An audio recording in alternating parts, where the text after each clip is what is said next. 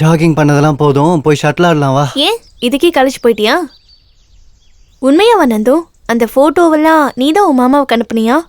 நைட்ல இருந்து இதே கேள்வியை கேட்டு கேட்டு கொல்றியேடி.